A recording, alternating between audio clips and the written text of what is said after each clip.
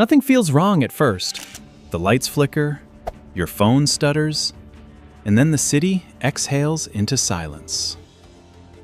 It's Friday evening. People laugh it off for 5 minutes, then 10. Then the first rumor hits the group chats. By the 60-minute mark, shelves are bare, intersections are frozen, and the network that told everyone to stay calm is gone. Here's the difference. While they rush outward, you stop moving and start calculating. You're not panicking because this isn't chaos. It's a pattern you've already seen. Logistics fail before emotions do. Information collapses before power fully does. And the first hour decides who spends the weekend reacting versus managing. Let me paint you a picture. A family loads a cart with whatever's left. Random calories, no water plan, no redundancy. You're across the street, watching foot traffic double, then triple, understanding what that visibility means. While they burn time and energy, you're asking quieter questions. What do I already have? What systems still work? Where are the friction points about to form? This isn't about heroics or hiding in the dark. It's about a 72-hour window that urban systems quietly plan for, and most people never notice. There's a stockpile protocol hiding in plain sight. Legal, replicable, if you know how to see it. In the next few minutes, we're going to strip the fear out of this scenario and replace it with math, psychology, and systems thinking. Starting with why 72 hours is the line no one talks about. Nobody is ready. Yet. That 72-hour window I just mentioned isn't a slogan. It's a curve, and once you see it, you can't unsee it. This is where fear drops out, and math takes over. Urban life runs on just-in-time logistics, meaning most systems are designed to refill daily, not survive disruption. When the trucks pause, the countdown starts. Start with water, not the abstract idea, the household burn rate. Drinking, minimal hygiene, basic food preparation. Even conservative use drains faster than people expect, especially in apartments that rely on electric pumps. Calories follow the same curve. While they grab whatever looks filling, you calculate density, shelf stability, and preparation cost. Random food creates friction. Planned food creates time. Medication is the quiet failure point. Pharmacies don't hold weeks of surplus, and refrigeration-dependent meds have a power clock attached. And power itself isn't binary, it degrades. First, outlets, then networks, then coordination. Phones work longer than towers. Towers work longer than trust. Attention becomes the scarce resource no one budgets for. The more noise outside, the harder it is to think inside. Here's the part most people miss. The curve isn't linear. The first 24 hours feel manageable. The second day introduces compounding problems. Waste, heat, cold, uncertainty. By hour 72, small inefficiencies become dominant failures. That's the cliff. Not because everything ends, but because decision quality collapses. People don't run out of stuff, they run out of options. While they guess how long this will last, you already know the range. While they chase updates, you measure consumption. While they wait for instructions, you manage logistics inside your four walls. This isn't paranoia. It's household accounting under stress. And once you understand the curve, the next question isn't, what do I buy? It's, what systems still exist around me that were designed for this window? That's where Rule Zero comes in, and it changes how you see stockpiling entirely. Once you see the math, the psychology becomes impossible to ignore. A blackout doesn't just remove light, it removes certainty. and human behavior fills that vacuum fast. Crowds don't wait for facts. They move on signals.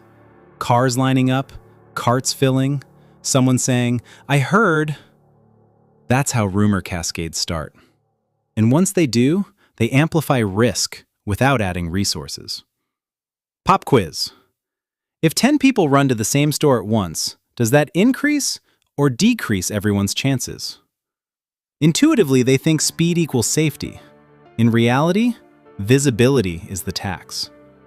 Every public move advertises need, confusion, and scarcity. While they broadcast stress, you reduce signal. That's OPSEC at the household level. Not secrecy for drama, but restraint to avoid becoming part of the noise. Here's what the herd gets wrong. They think danger comes from the outage itself. The analyst knows danger comes from density and timing.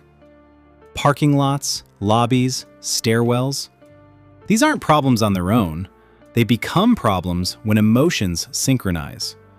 When everyone decides now at the same moment, choke points form, without anyone planning them.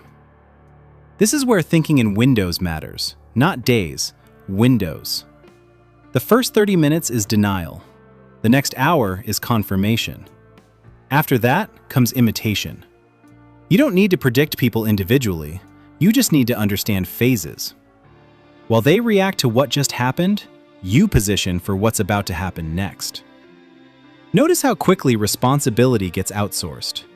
People wait for updates, for instructions, for permission to think. That delay creates follow-the-leader behavior, which feels safe but concentrates risk.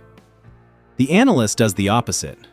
Fewer assumptions, smaller commitments, constant reevaluation as conditions shift.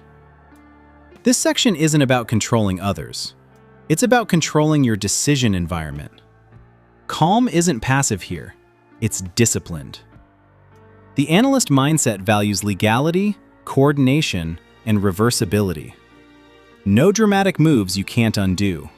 No actions that create attention you can't manage. Lone wolf fantasies collapse fast in cities, because cities reward cooperation, not isolation. Watch how language shifts under stress. Just in case turns into everyone's doing it. That's your cue to pause. When urgency spikes without new information, risk usually follows. You don't win by being first everywhere. You win by not being last where it matters.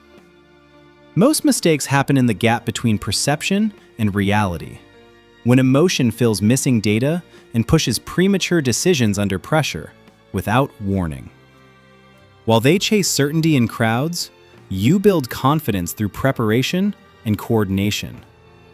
Because once psychology turns against the herd, systems quietly become your ally. And that's the transition most people miss, the moment where mindset becomes method. In the next section, we're formalizing that method into a simple rule that governs every decision you make in the first 72 hours. By now you understand the curve and the crowd. The missing piece is the rule that turns awareness into control. This is Rule 0, the hidden 72-hour stockpile protocol most people never articulate, even when they feel it instinctively. It's not about buying more things. It's about arranging decisions in the right order. Here's the framework. Everything you do in the first 72 hours falls into 7 layers: water, calories, meds, power, comms, repair, and rest. Miss the order, and you create friction. Follow it, and small resources stretch far longer than expected. This is why hoarding fails. Hoarding ignores sequence. Systems respect it. Water comes first, because it governs every other layer. Without it, calories don't matter, meds become risky, and stress spikes fast. Even mild dehydration degrades judgment, which is why panic accelerates on day 1. Calories come next, not for comfort, but for stability and cognition. Simple, low-prep food reduces decision fatigue when attention is already taxed. Complicated meals cost fuel, time, and focus you may not have. Meds follow, because continuity beats improvisation, especially when refills and refrigeration are uncertain. Power is fourth, and this is where people think in absolutes instead of gradients. You don't need everything powered, you need the right things powered at the right times. A narrow power plan protects comms, lighting, and critical devices without bleeding capacity. Comms sit on top of that. Information without power is useless. Power without selective information wastes energy. The analyst filters inputs, instead of doom-scrolling until batteries die. Repair is the most ignored layer, and it's where urban households quietly win. Minor fixes prevent cascading failures, leaks, blown fuses, broken seals, small mechanical issues. You're not rebuilding infrastructure, you're buying time and stability. And finally, rest. Not sleep as luxury, but rest as operational necessity. Exhausted people make visible mistakes, loud mistakes, irreversible mistakes. Rule 0 treats rest like fuel, rationed and protected. The protocol also has 3 constraints that keep it grounded: redundancy over optimization, legality over cleverness, mapping over movement. Redundancy means backups that are boring but reliable. Legality matters because attention is a liability during disruption, and cutting corners multiplies risk. Mapping beats movement because every unnecessary trip spends calories, time, and visibility. This is where discipline shows. Rule 0 limits impulse decisions by forcing you to ask one question before every action. Which layer does this protect? If the answer is unclear, the action waits. That pause alone prevents most early failures and keeps your footprint small. While they chase last-minute supplies, you already know what you have, what substitutes exist, and what systems are nearby.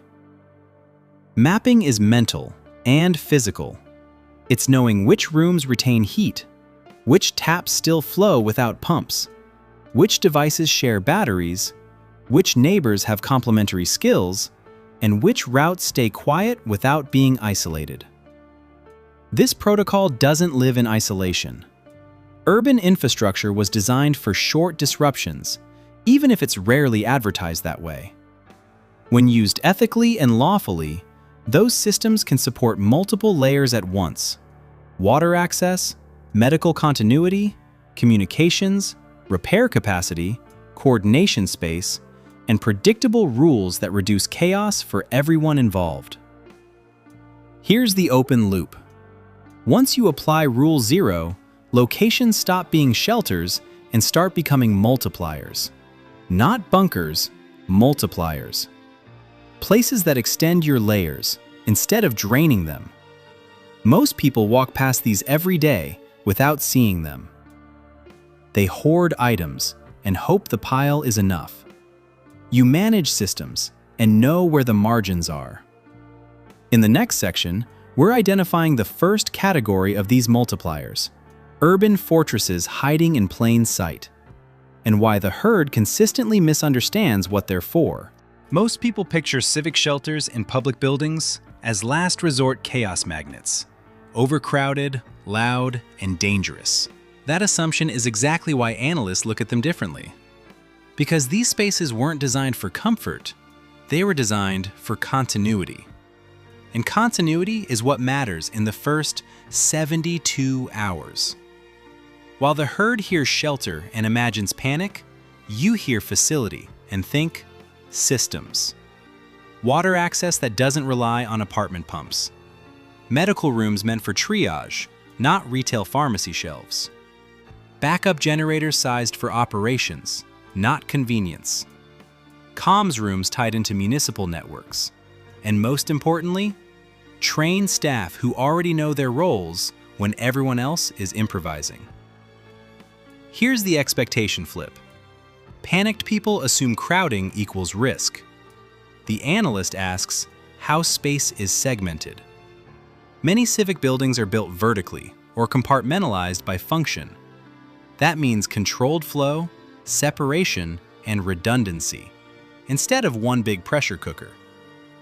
Elevation buys security and temperature stability. Thick construction buys sound dampening and resilience. Multiple access points allow lawful routing without bottlenecks. This isn't about running somewhere blindly. Fortress thinking starts before anything happens. Pre-identifying legitimate options means knowing which buildings are designated for multi-use during emergencies, which ones publish access rules, and which ones coordinate with local services.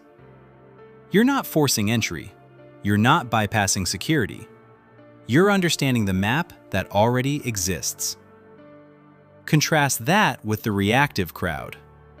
While they converge on whatever rumor spreads fastest, you already know which locations scale capacity and which ones collapse under attention. Visibility is the enemy of stability. Civic facilities reduce that by normalizing presence. You don't stand out when the environment was built for people. There are at least two advantages most people miss. First, redundancy. These buildings often tie into multiple utilities, not just one feed. If one system degrades, another carries partial load. Second, capability density. Water, medical, power, comms, coordination often live under one roof. That reduces movement, which reduces exposure and mistakes. Another overlooked asset is rules. Clear authority and posted procedures calm behavior. When expectations are explicit, stress drops. That's not theory, it's human factors. The analyst values structure because it protects decision quality. This doesn't mean these spaces are perfect. Capacity is finite, and timing matters. Arriving late changes the equation. That's why mapping matters more than intention. Knowing hours, access criteria, and nearby alternatives keeps you flexible without rushing. While they dismiss these buildings as liabilities, you recognize them as multipliers hiding in plain sight. They don't solve everything, but they extend layers when used ethically and early. One more subtle advantage is legitimacy. Being in a place that is expected to be used reduces friction, with others and with yourself. You're not improvising justification under stress. That mental clarity matters. It keeps your posture relaxed, your movements deliberate, and your interactions predictable. Predictability lowers conflict. In urban disruptions, that alone can be a form of defense without ever acting defensive. Community coordination also scales here. Notice boards, staff briefings, posted updates concentrate information so rumors die faster. While the herd chases fragmented signals across phones, you read one source and move on. Fewer decisions, fewer mistakes. This is how analysts borrow strength from structure instead of fighting it. Timing remains everything. Early use preserves order. Late arrival invites compression.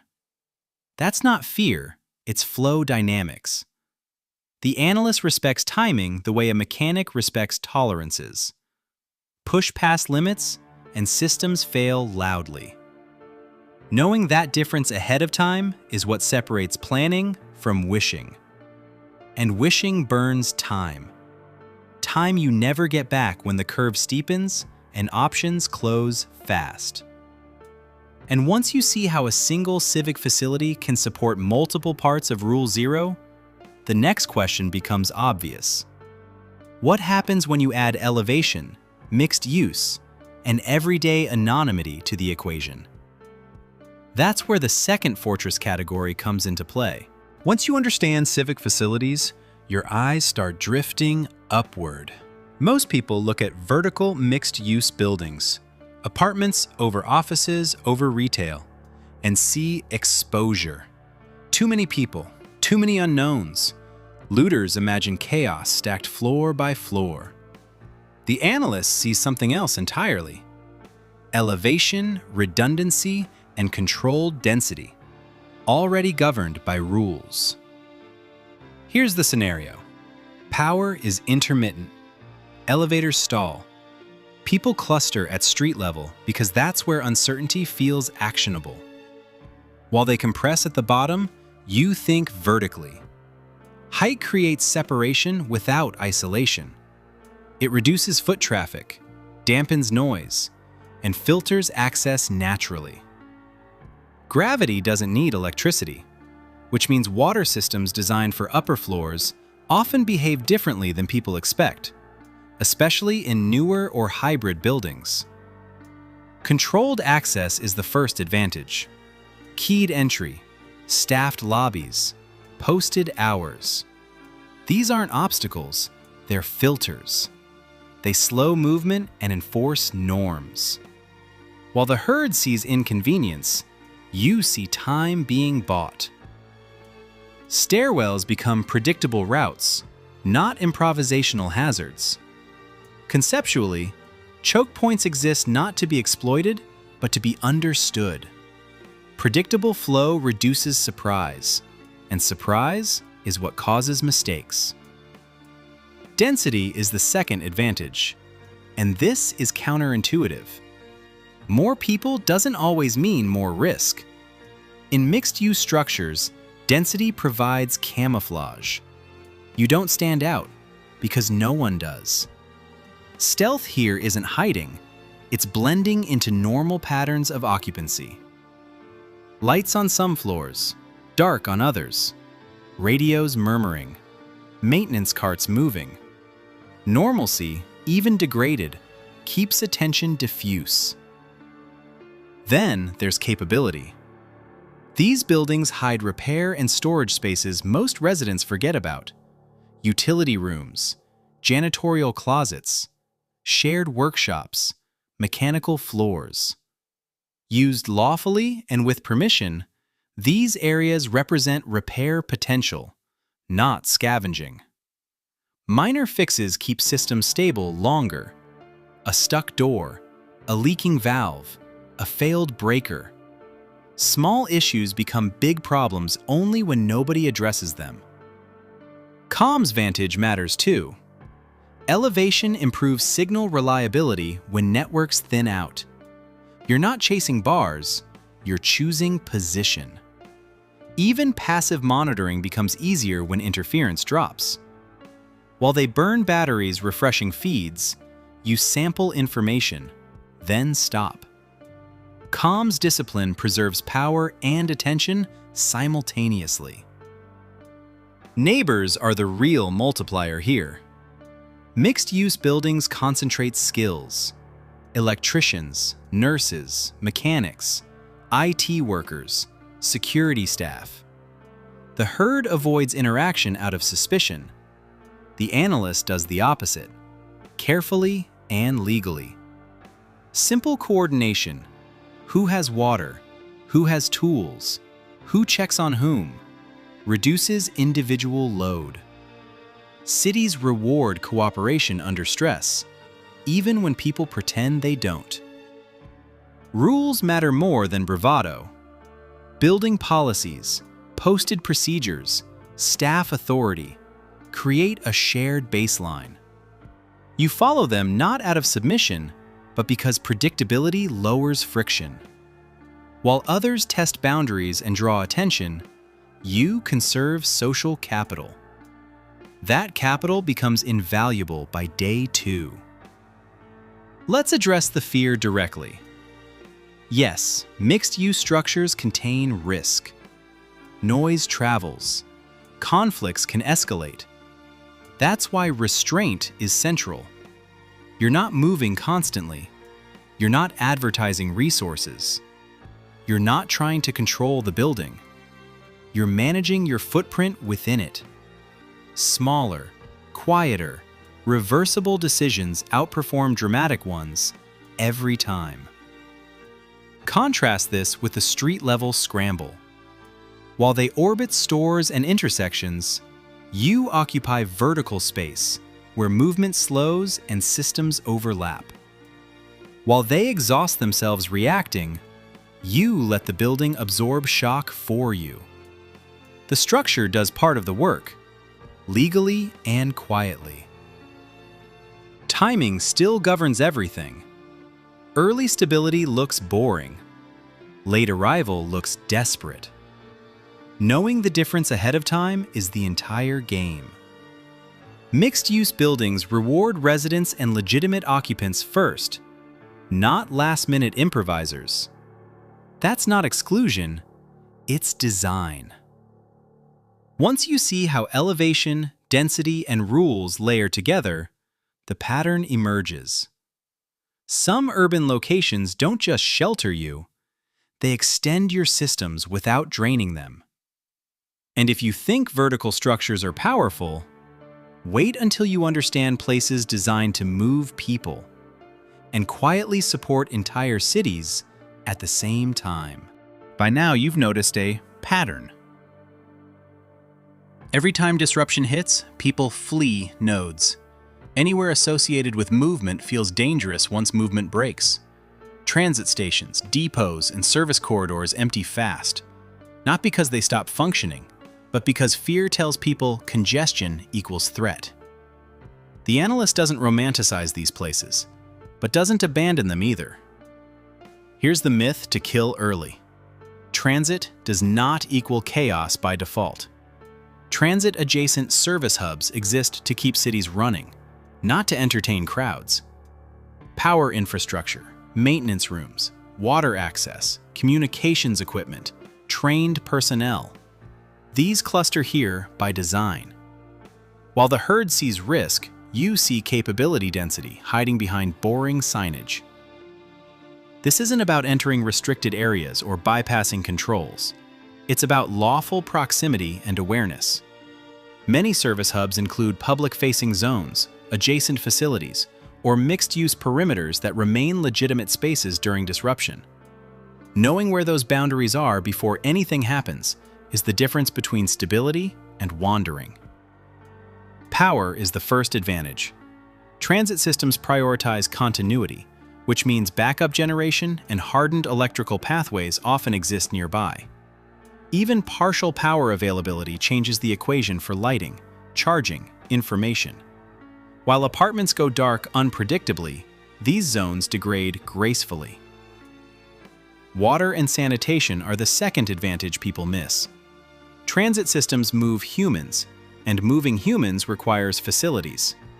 That means water access, drainage, and maintenance protocols built for volume. Not comfort, function. In short disruptions, function beats luxury every time. Then there's repair capability. Tools, spare parts, technicians live near transit because breakdowns are expected. The analyst doesn't touch what isn't theirs. The analyst understands what can be fixed quickly and what cannot. That knowledge alone prevents false hope and bad decisions elsewhere.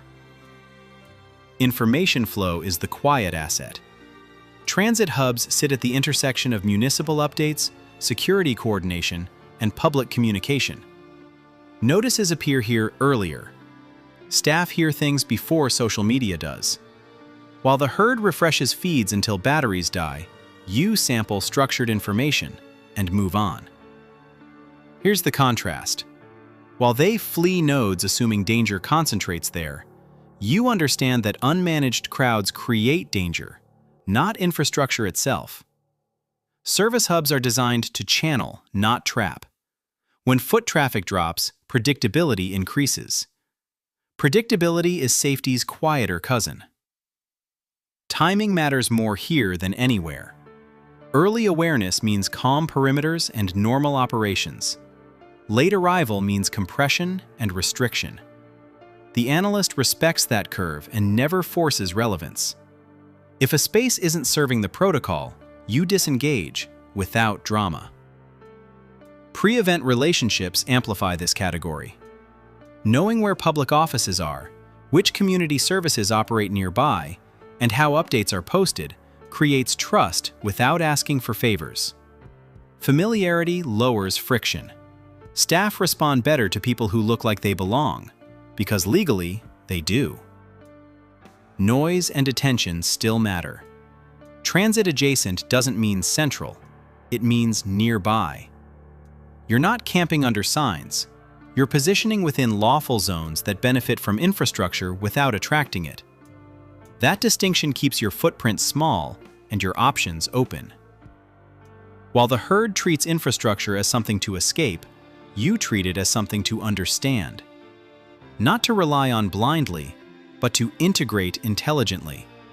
Systems don't fail all at once. They shed load in layers.